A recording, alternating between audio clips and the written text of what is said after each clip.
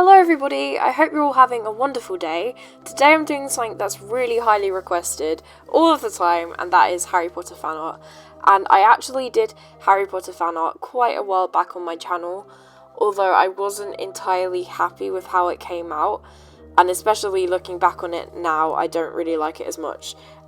So if you do want to check that out, I will have it linked in the description. But one of the main things that was wrong with it was I put Harry's scar in the wrong place. Like, how did I even manage that? I don't even know what I was doing, and I was so embarrassed that I messed it up. But yeah, today I really wanted to do another traditional drawing because I've been just doing a whole overload of digital art lately, and I haven't even used markers properly for 4 months, and I miss doing marker drawings really, but because I haven't done them so much recently, I did feel a little bit rusty, and also I realised because I've had most of my Copic markers for 3 years now, they're all starting to run out. I think they've had a pretty good run considering it's been 3 years and they haven't run out until now, and I did used to use them literally all the time, every day, so I think that's pretty good going. But now I just need to get hold of some refills, and that's pretty tricky in the UK, or at least so I'm aware. I'll have to order them online, so if any of you guys know any good places to order Copic refills, that'd be really helpful. And then I also used coloured pencils because I didn't want to use too many Copics, just for the reason that I just stated about them running out. So I used colour pencils to do the shading. I used Faber-Castell pencils. I know I have loads of Prismacolor pencils in short, but that was more there for decoration. They're a bit too waxy for this kind of paper, I find, because they give kind of a more textured look, and I wanted them to be really subtle in this drawing, so that is why I didn't really use those, and I used the Faber-Castell ones instead. Although I did use the white Prismacolor pencil because it's really pigmented, so I used that in Harry's hair. Speaking of Prismacolors, I really want to do a Prismacolor colour pencil illustration soon, and I'm doing a massive drawing for art at the moment for my art homework, and it's in Prismacolors, so I could film the remaining process of that, so you guys can just let me know if that's something you'd want to see. But anyway, for this drawing I drew Harry, and then I drew him with Hedwig standing on the books, and he had his wand in his hand, and I was really annoyed because the hand turned out kind of bad, which was really annoying because I was really happy with the rest of the drawing. And I even used references. I looked at an image of my own hand. I had to take a photo to try and get it in the exact same position, but I guess it's just not magically going to be perfect every time. I tried my best, so sorry about that not being quite right. It really annoyed me, but I'm still really happy with this and the composition in the end. Also, another annoying thing is the placement of the hand meant that the wand had to go in front of Harry's face, which was really annoying because I didn't want it obstructing the face at all. So I wish I'd have done that a little bit differently. That would have been a lot better. But other than that, I'm really happy with everything and the colours that I chose. I ended up lining this with my Zig Clean colour pens, and these are my favourite pens for line art because you can get really good levels of pressure and therefore good line weight. And I really wanted some thin lines around the face, just to emphasise all the shading and stuff more, because I didn't want to have too thick a line because it would look too over the top. Also, I don't know why, but I put my cactus in the shot just for decoration. Thought it might look cool. Filming in a different location today, so you guys let me know if you like it better. I like it better, I think. Oh, and I also put a little Lego Harry there on the table, which isn't mine, it's my sister's, so I do have to return that to her or she'll get really angry. And I have loads of Harry Potter stuff in the house, and I just couldn't find any of it, so I couldn't put it in the video, which was really annoying. And I have a Ravenclaw sign over my doorway to my bedroom, but I didn't really want to take that down and then have to put it back up again, because across my whole house we have all the different Hogwarts house signs over the doorways. So my sister has Hufflepuff because she's a Hufflepuff, and I think my parents have Gryffindor, and then we put slithering over the toilet. And I remember on my last video I did ask you guys what your Hogwarts house was. So today I'm going to ask you guys what your favourite Harry Potter character is. My personal favourite is probably Sirius Black. And then probably Hermione would be my second favourite.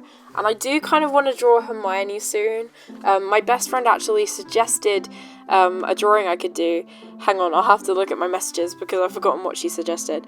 But if you guys do actually have suggestions, I know I keep saying a million different things for you guys to write in the comments, so you may have to leave multiple comments or just put one of them. But my friend said that I should draw Hermione saying, "I'm going to bed before you get us killed, or worse, expelled," because that is our favourite bit from that film, because it's just funny, and it would just be a really funny thing to draw.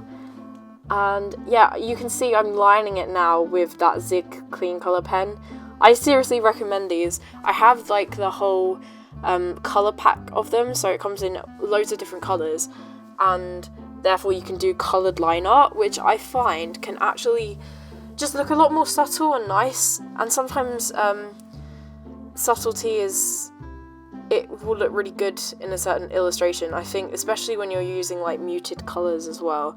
And also they're like water soluble, I don't know if that's the word, but you can basically use water to dilute it. So if I drew a little bit of the colour onto the page, I could then use water to kind of spread it out, because they're water based is what I meant to say. And that is what I ended up doing around the wand in the end with the blue. But yeah, I'm really happy with those, and I've had them for like a year now, and they're probably still my favourite like pens to outline with, and my second favourite would be Microns.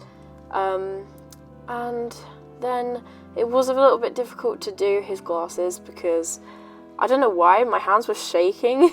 It was because I was like, I'm stressing out about it, and I'm like, I've got to get them quite thin, because they're like wireframe glasses. They're really, really like thin wire.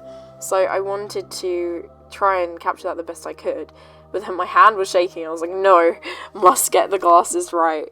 And if you're wondering where the scar is, I add that at the very last point, because I wanted to get it completely right this time, instead of just whatever the hell I got wrong last time. I don't even know how I managed to do that. And I really wanted to make Hedwig look as cute as possible.